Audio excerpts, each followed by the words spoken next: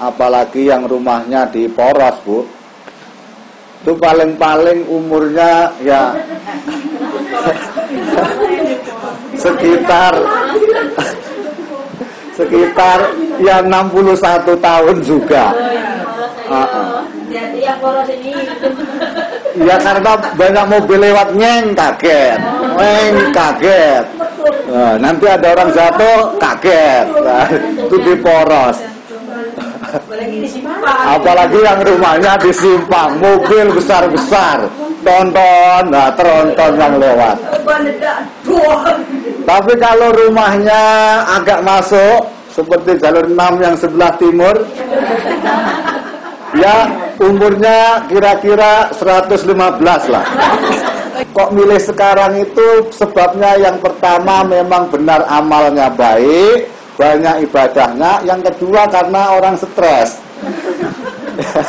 Ya kenapa stres? Karena sudah siapa yang memberi nama sapu jagat, kok enggak sapu alam semesta, enggak ngerti. Jadi memang haram dimakan, keluarlah virus corona. Sama di Indonesia juga kena corona, tapi komunitas rondo mempesona. Assalamualaikum warahmatullahi wabarakatuh. Waalaikumsalam warahmatullahi wabarakatuh. A'udzu billahi minasyaitonir rajim. Bismillahirrahmanirrahim. Alhamdulillahirabbil alamin. Asyhadu an la ilaha illallah wa asyhadu anna Muhammadan abduhu wa rasuluh la nabiyya ba'dah. Allahumma shalli ala sayyidina Muhammad wa ala ali sayyidina Muhammad. Rabbi shrah li sadri wa yassir li amri wahlul 'uqdatam min lisani yafqahu qawli. Amma ba'du. Ibu-ibu yang kami hormati, alhamdulillah bersyukur kita kepada Allah Subhanahu wa ta'ala, kita masih diberi kaki yang ringan untuk berangkat beribadah kepada Allah Subhanahu wa ta'ala. Juga kita masih diberi mata yang mampu kita gunakan untuk membaca Yasin, beribadah juga kepada Allah Subhanahu wa ta'ala. Juga kita diberi mulut, juga mampu untuk mengucapkan kalimat-kalimat yang baik, yang insya Allah suara kita yang kita ucapkan berupa kalimat thayyibah, insya Allah tidak akan hilang. Maka ada cerita dulu orang pertama ke bulan, mendengarkan azan di bulan. Kok bisa ada azan di bulan? Ternyata menurut penelitian, suara apapun yang diucapkan dari mulut manusia itu tidak hilang, hanya menyebar. Jadi molekul-molekulnya menyebar sehingga tidak terdengar. Sebenarnya suara itu tidak akan hilang, terus ada. Maka kalau ngomong jelek, ya suara jeleknya itu ada. So, kalau ngomongnya ngomong baik, maka omongan baiknya itu tetap ada. Nah ini, maka tidak mustahil kok orang ke bulan kok mendengarkan azan. Ya ternyata memang suara manusia di dunia ini nggak pernah hilang, hanya menyebar saja molekulnya.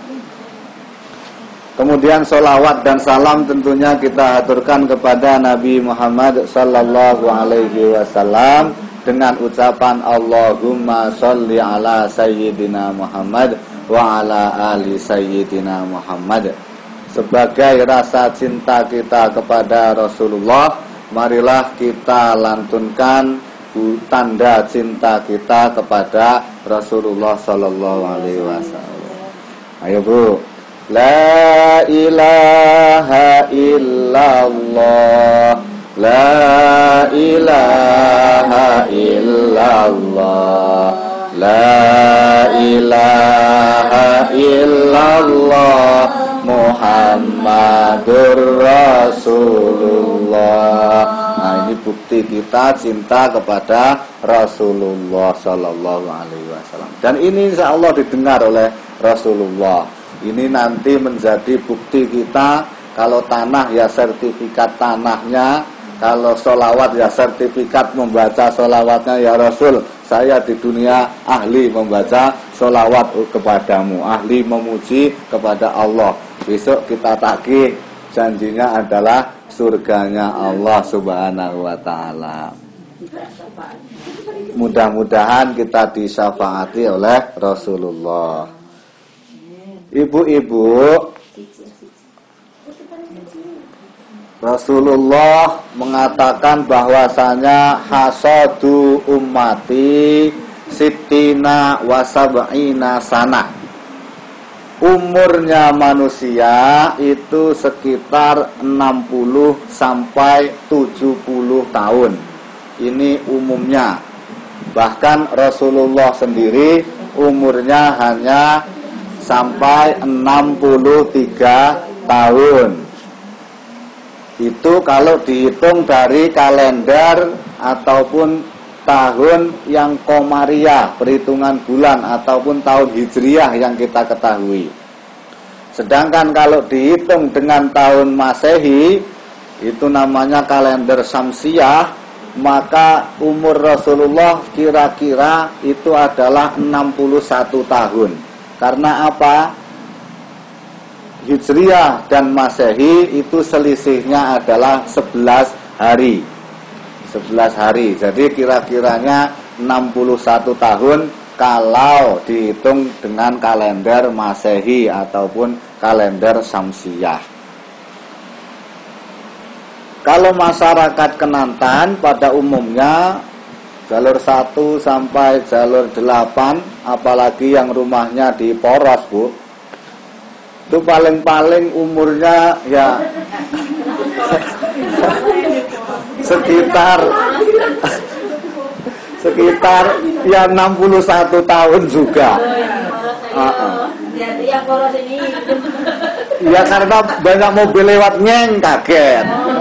kaget. Nah, nanti ada orang jatuh kaget. Nah, itu di Poros.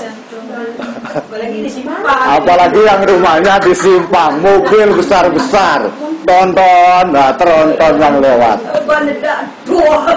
Tapi kalau rumahnya agak masuk, seperti jalur 6 yang sebelah timur, ya umurnya kira-kira 115 lah. bagi dua. Berarti udah hilang semuanya. Jadi umur manusia itu pada umumnya sekitar 60 sampai 70 tahun. Kok seandainya ibu-ibu mau, kalau dikasih tawaran, Bu, mau enggak dikasih umur sampai 100 tahun? Jawabnya mau, Bu. Iya. Kalau semuanya mau diberi umur 100 tahun, mau. Tapi yang ngerawat, yang senop, biasanya yang 100 tahun ya tinggal nggak bisa apa-apa di kasur, kencing aja kalau orang Jawa harus ditatur, sehingga yang ngerawat apalagi menantunya, aduh, udah 100 tahun nggak bisa apa-apa, menantunya perempuan pula ini, nanti malah menyusahkan. Nah itu.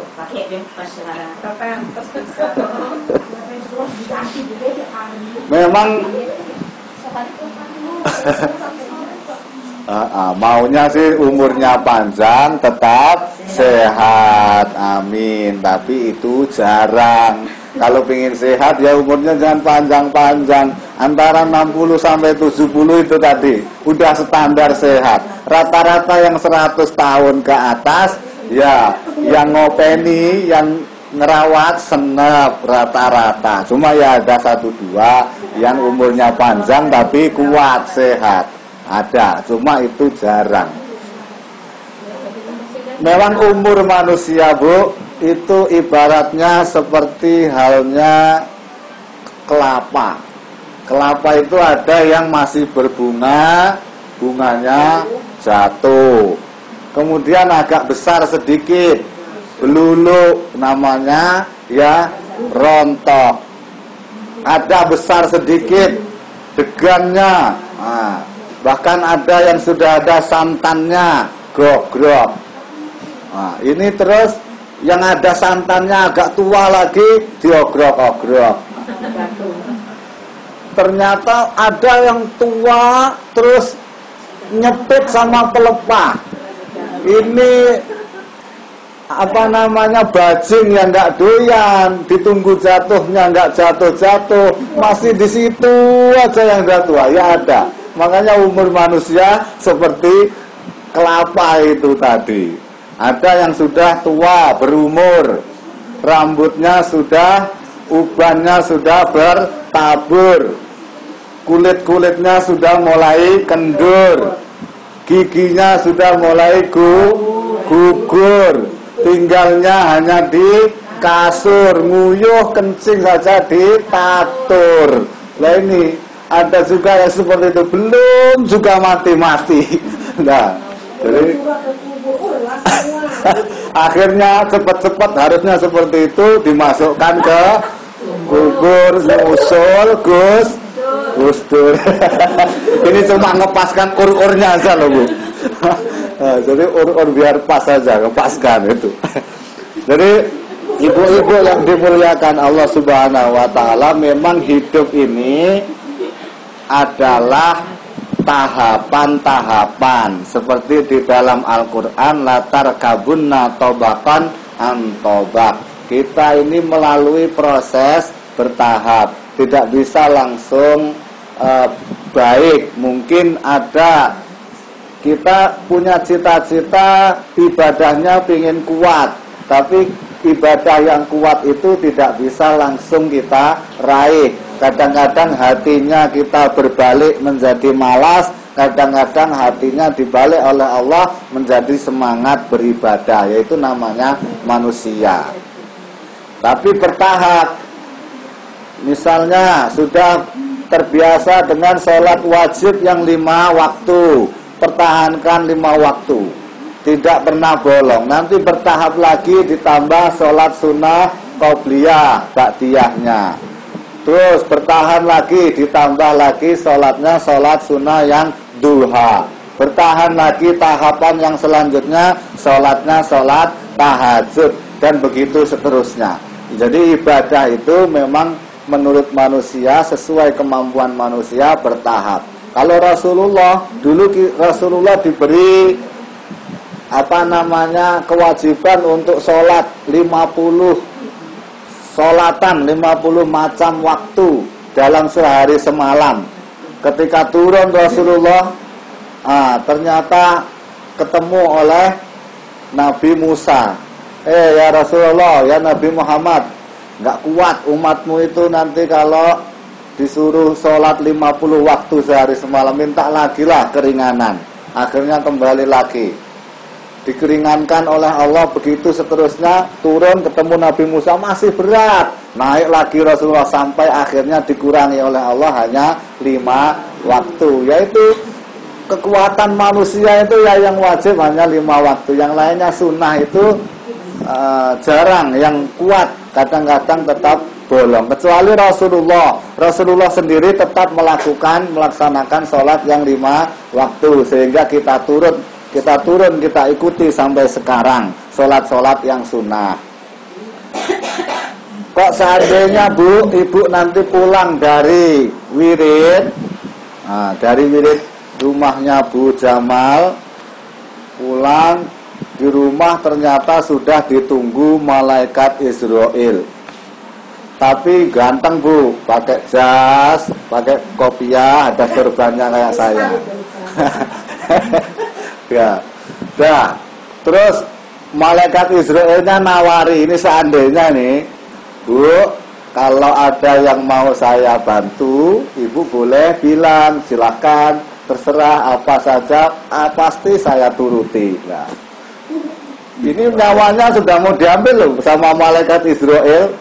Nah, kok seandainya nanti dicabut, Ibu pilih mau diantarkan ke surga sekarang atau diantarkan ke surga nanti-nanti, seandainya boleh milih. Sekarang ya Bu. Secepatnya kalau bisa. Nggak usah nanti-nanti lah. Karena jawabannya sekarang, berarti pilihannya ada dua. Kok milih sekarang itu sebabnya yang pertama memang benar amalnya baik, banyak ibadahnya. Yang kedua karena orang stres. Ya kenapa stres? Karena sudah bingung dengan kehidupan yang susah, akhirnya dicabut, pengen langsung diantarkan ke surga sekarang. Tapi mudah-mudahan kita semua masuk ke golongan yang pertama, yang amalnya baik, bukan orang yang stres. Jadi itu. Makanya ibu-ibu, pasti manusia seperti apapun orangnya, kalau di dunia itu yang dipikirkan dunia saja. Entah itu, ya pastilah memikirkan dunia. Entah itu masyarakat, ustadz, kiai, pejabat, presiden misalnya, itu yang dipikirkan dunia. Ibu-ibu punya tetangga mau berangkat umroh atau berangkat haji. Wah, datanglah ibu ke rumahnya yang mau berangkat tadi. Apa yang ibu titipkan di situ, Bu? Titipkan urusan dunia apa titipkan urusan akhirat? Bu, doakannya nanti di sana itu doanya mustajab, dikabulkan. Ini anakku mau nyalon PNS, supaya doakannya supaya lolos lah kan. Nah itu kebanyakan seperti itu. Bahkan yang berangkat sendiri ke sana sampai nangis-nangis, ya Allah, minta perkara dunia. Aku punya anak perawan tua ya Allah. Nah misalnya, jadinya banyak sekali yang diminta perkara dunia. Maka kalau kita hanya minta perkara dunia, ini rugi. Maka di dalam Al-Quran kita disuruh mengamalkan yang namanya doa sapu jagat. Sapu jagat, entah siapa yang memberi nama sapu jagat. Kok enggak sapu alam semesta, enggak ngerti. Jadi memang istilahnya doa sapu jagat. Bunyinya Rabbana atina fid dunya hasanah wa fil akhirati hasanah wa qina adzabannar. Jadi memintanya dunianya juga hasanah baik, akhiratnya juga hasanah baik. Jadi dua yang kita minta. Kadang-kadang minta, kalau kita mintanya urusan dunia rugi, akhiratnya enggak nyantol. Maka yang dianjurkan di dalam Al-Quran, kita harus berdoa minta dunia, ya minta akhirat. Orang Islam itu jangan terlalu mikirkan dunia lah. Kita harusnya akhirat nanti yang kekal. Bahkan orang Islam pun harus disuruh cari harta yang sebanyak-banyaknya. Maka zakat, tidak ada perintah bayar zakat. Maksudnya tidak ada perintah zakat. Orang Islam perintahnya untuk menerima zakat, enggak ada. Perintahnya yang ada untuk membayar zakat. Terimalah zakat, enggak. Bayarlah zakat, itu ajaran Islam. Kalau kita bukan orang kaya, bukan orang mampu, mana bisa bayar zakat? Nah itu, jadi walaupun orang Islam di dunia harus kaya, di akhirat juga harus kaya. Lah itu maksudnya misinya kita, sesuai fid dunya hasanah wa fil akhirati hasanah. Mbak Hasanah masih di Hong Kong, belum pulang-pulang. Inilah ya itu Bu ya. Jadi mudah-mudahan kita semuanya diberikan oleh Allah dunianya kita dunia yang baik, bahagia, juga di akhirat dunia akhiratnya akhirat yang baik juga bahagia. Amin Allahumma amin. Di dunia sesuai syariat, makanannya juga dijaga, makanan sesuai syariat. Jangan makan makanan yang haram, sehingga mungkin di luar negeri ada yang terkena virus corona, mungkin karena juga penyebabnya salah satunya juga karena makan makanan yang haram dimakan, keluarlah virus corona. Sama di Indonesia juga kena corona, tapi komunitas rondo mempesona.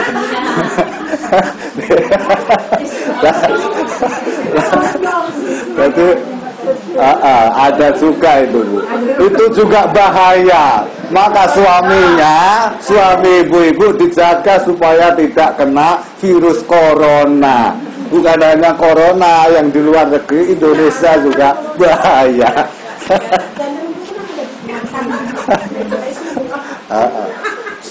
Mudah-mudahan keluarga kita juga terhindar kita dari virus corona yang asli, juga corona komunitas Rondo Merona. Mempesona. Jadi ibu-ibu yang dimuliakan Allah Subhanahu wa taala, kita melanjutkan pembahasan kita tentang apa-apa saja yang mewajibkan kita untuk mandi besar. Walaupun sudah pernah mungkin dimanapun mendengarkan, namun diulang-ulang sehingga semakin paham, semakin melekat di otak, sehingga dapat kita amalkan dalam kehidupan sehari-hari. Walladzi yujibul ghusla sitatu asyaat. Ada 6 perkara yang mewajibkan untuk mandi besar. 6 perkara ini dibagi menjadi 2. Yang 3 khusus untuk laki. Yang 3 itu adalah khusus untuk laki-laki dan perempuan. Nah, kalau yang 3 lagi ini khusus perempuan. Nah, berarti 3 untuk laki-laki perempuan, umum berarti bukan khusus. Yang 3 khusus untuk perempuan. Yang umum bagi laki-laki dan perempuan wajib mandi besar itu wahia iltiqaul khitanain. Kalau berhubungan suami istri, nanti setelahnya wajib mandi besar. Walaupun mohon maaf cuma nyenggol saja, maka tetap mandi besar, ya, berhubungan maksudnya itu. Kemudian yang kedua wa inzalul mani, laki-laki mengeluarkan air mani wajib, mau sholat wajib untuk mandi besar. Kemudian wal mautu, yang terakhir yang nomor 3 adalah mati. Kalau mati juga karena nggak bisa mandi sendiri, maka saudaranya yang memandikan. Nanti ada orang mandi sendiri, bahaya, Bu. Ini makanya hidup di dunia itu harus saling bertetangga. Yang mandikan loh kalau nggak ada saudara tetangganya. Warungnya juga gitu, Ibu kalau mau beli ke warung tetangga. Ini Indomaret, Alfamaret.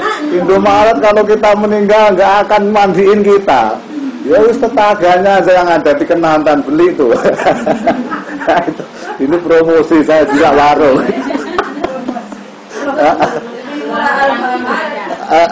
Ya Bu, beruntunglah yang warung-warung itu kalau ngundang saya dipromosikan. Jadi itu tetangga-tetangga kita yang memandikan. Kok kita nggak mau beli di warung tetangga, terus nggak mau saling menyapa sesama tetangganya, dan nanti mandi sendiri, gali kuburannya sendiri. Itu makanya apapun kita kan pedulinya sama tetangga. Kadang-kadang kita punya makanan enak, wah kasihlah sama saudaranya, padahal saudaranya jauh, tetangganya nggak dikasih. Jadi tetangganya dulu diingat-ingat, tengok kanan kiri.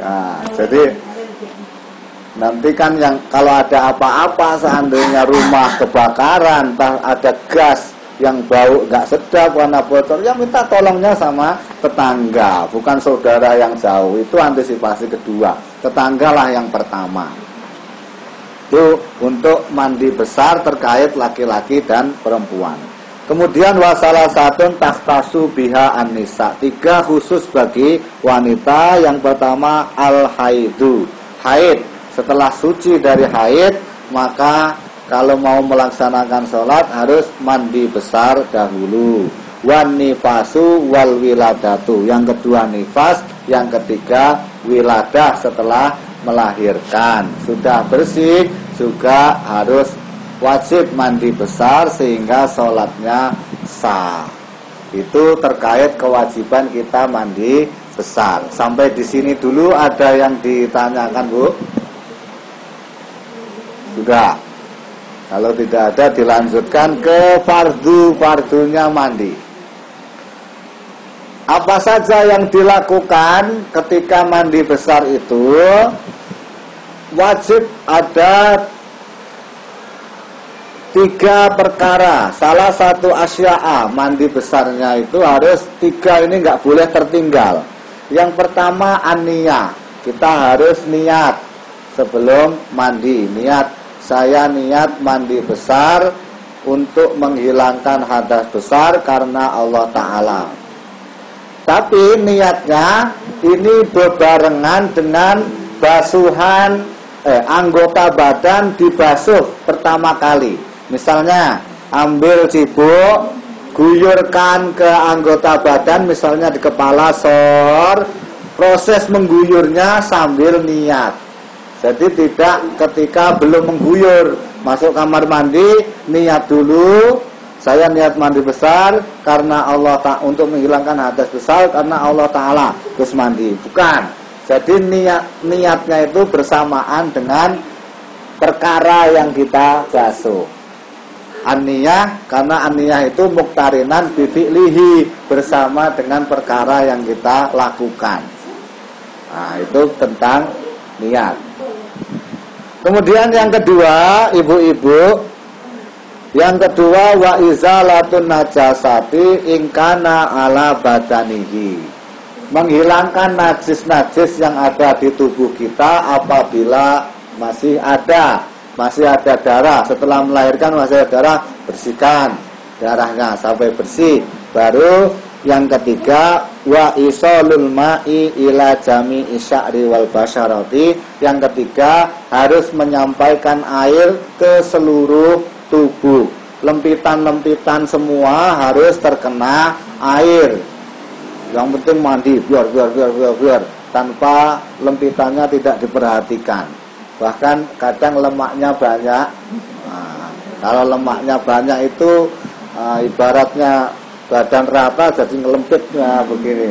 Ya, itu harus disiram dengan air, dialiri air. Nah, gosok-gosok, disiram air. Yang penting air mengalir ke tubuh, seluruh tubuh. Ya Bu, nah itu dia. Jadi 3 perkara yang tidak boleh ditinggal secara berurutan. 1, ketika kita mau mandi, hilangkan dulu najis-najisnya. Kalau masih ada darah-darah, hilangkan. Najis-najis bentuk apapun dihilangkan dulu. Baru niatnya ketika membasuh, saya niat mandi besar untuk menghilangkan hadas besar karena Allah Ta'ala. Nah begitu prosesnya. Kemudian baru meratakan air itu ke seluruh tubuh sampai ke belakang-belakang kuku. Kuku yang ada yang panjang biasanya ini jarang, hampir jarang terkena air, maka kita kasih air Nah itu ya Bu. Terus pertanyaannya Pak, mulut sama hidung. Mulut sama hidung itu harus dibasuh atau tidak? Apa kita perlu nyedot air ke hidung, serut, keluarkan lagi? Apa harus kumur-kumur? Nah, ternyata ada 2 perbedaan antara mandi dan ketika puasa. Kalau ketika puasa, mulut yang dalam ini, bagian mulut ini adalah anggota zahir, berarti anggota luar. Kok seandainya kita masukkan air ke sini, nah ini nanti bisa berbahaya, membatalkan puasa. Sama dengan juga hidung, masukkan air ke sini bisa berbahaya, membatalkan puasa. Maka menghindari memasukkan barang ke mulut, menghindari memasukkan barang ke hidung ketika puasa. Tapi kalau mandi, ini hidung dan mulut menjadi anggota batin, jadi anggota dalam. Jadi tidak wajib dibasuh, baik dalamnya mulut, dalamnya hidung maupun dalamnya mulut, tidak wajib. Kalau seandainya dibersihkan saja malah lebih afdal. Tuh. Iya Bu, silakan. Yang wajib mandi orang perempuan kan 3, yang 3 itu. Jadi kalau misalnya penyakit dalam puasa kan. Puasa kan ambilnya kuman semuanya keluarga darah kan. Itu tidak wajib mandi besar dalam puasa.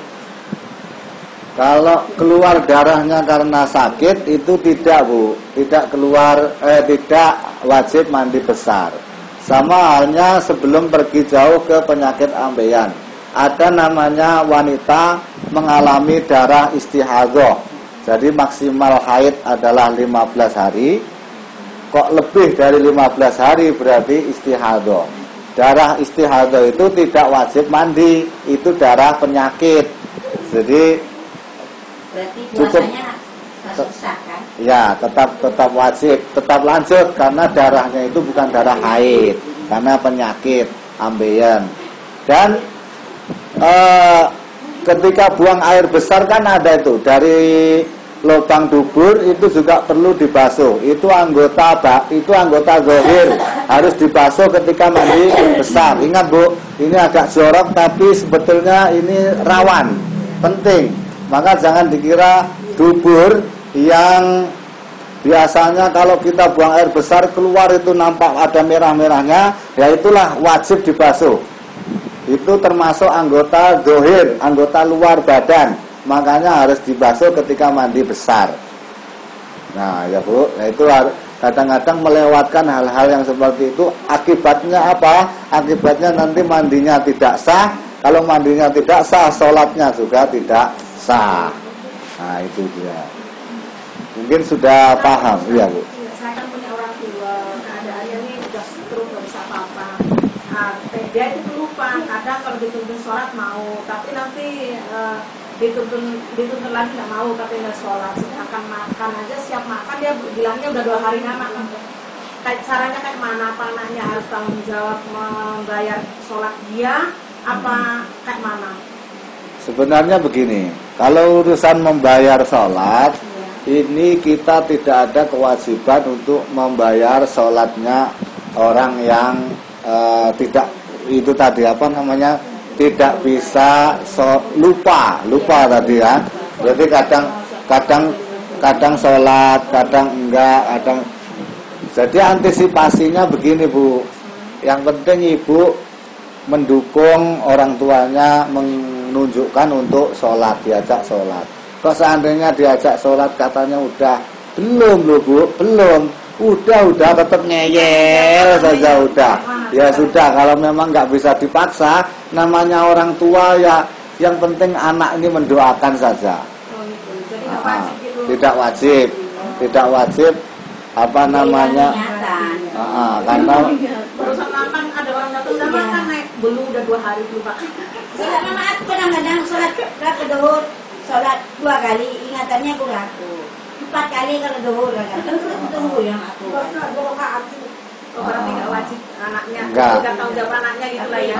Ya itu yang penting kita dukung saja orang tuanya, kita tuntun kalau mau sholat ya syukur, kalau nggak mau sholat ya mau gimana lagi, anaknya bacakan saja istighfar untuk ibunya, kirimkan, doakan terus.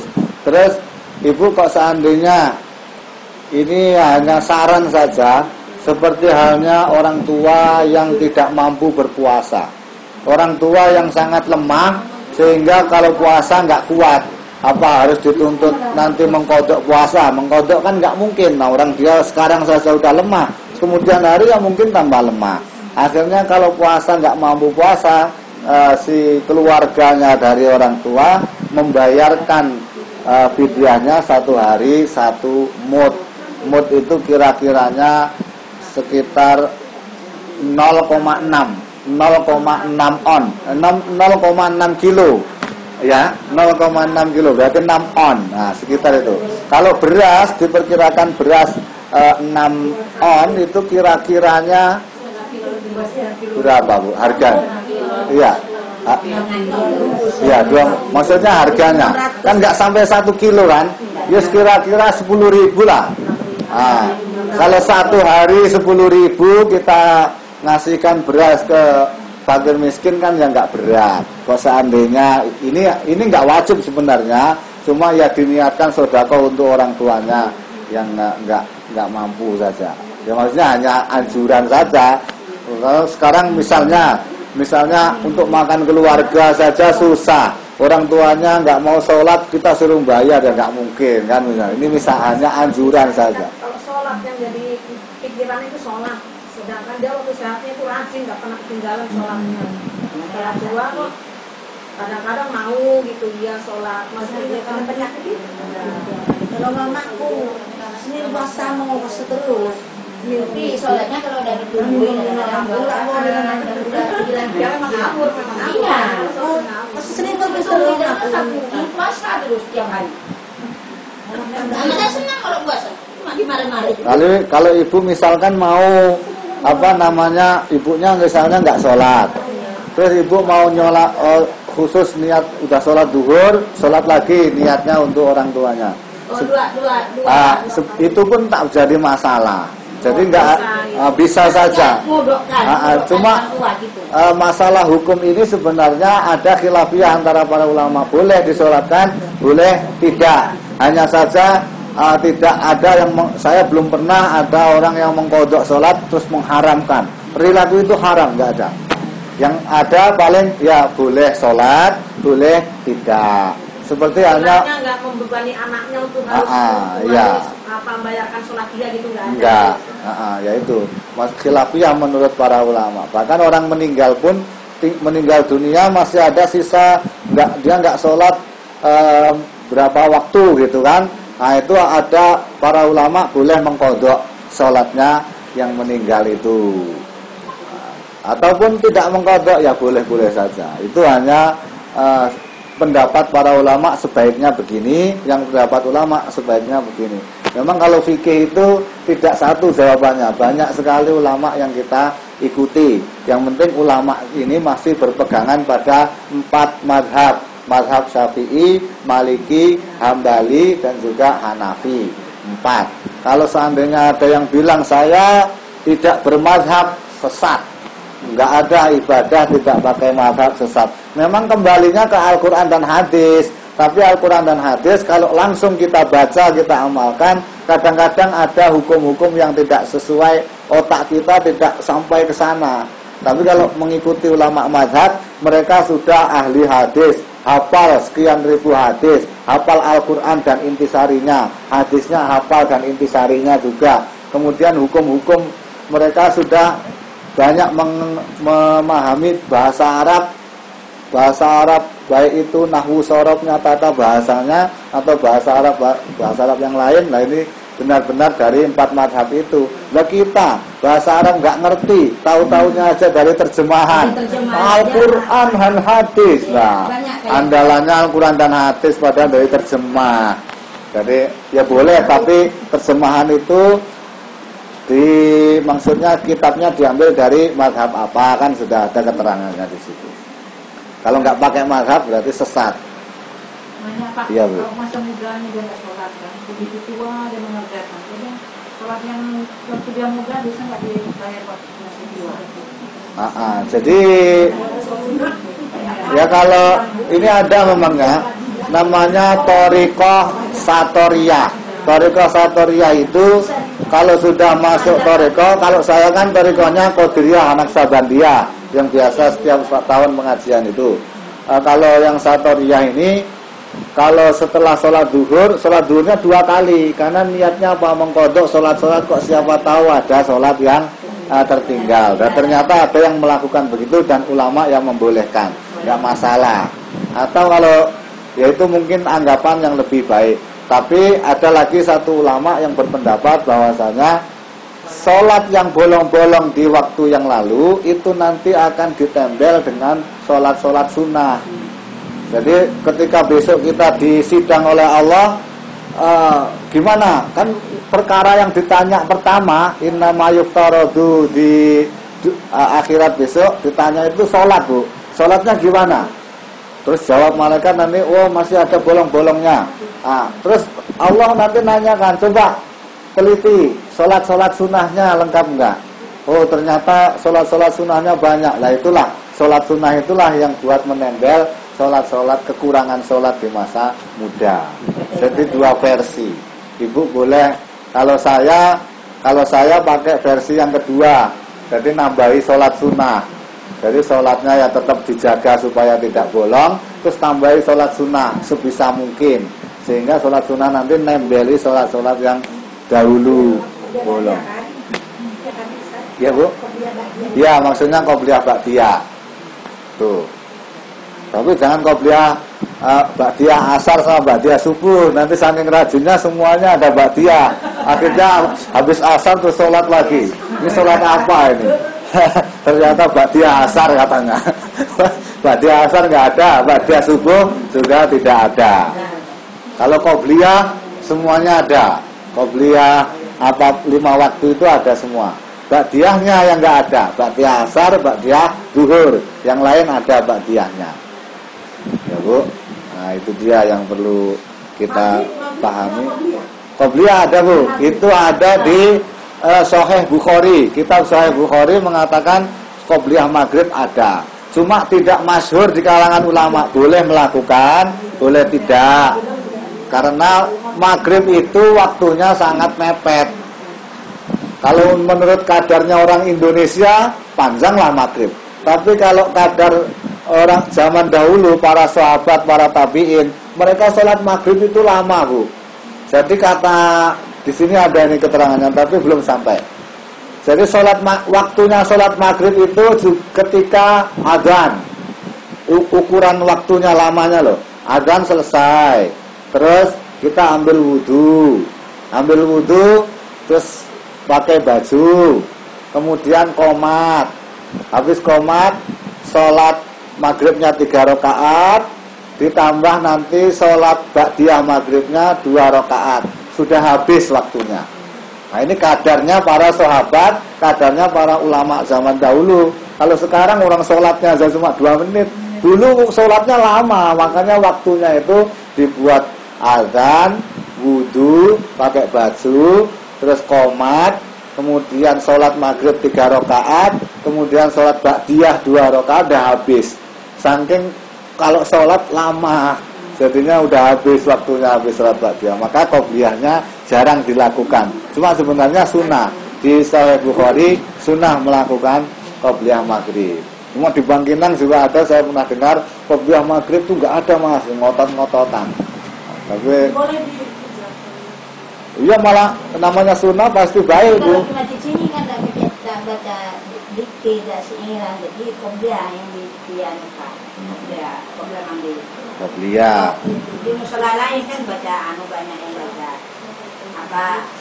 Pujian, siiran, pujian, selawatan. Boleh. Dan sholat yang baca ini serulah. Jadi itu Bu, terkait tentang mandi besar, saya kira sudah habis ya waktunya Bu. Nah, kalau sudah, kita berdoa bersama, mudah-mudahan dapat kita amalkan. Ya, namanya ya ibu-ibu itu kayak gitu, kalau udah ngerasa enak gitu lagi gitu.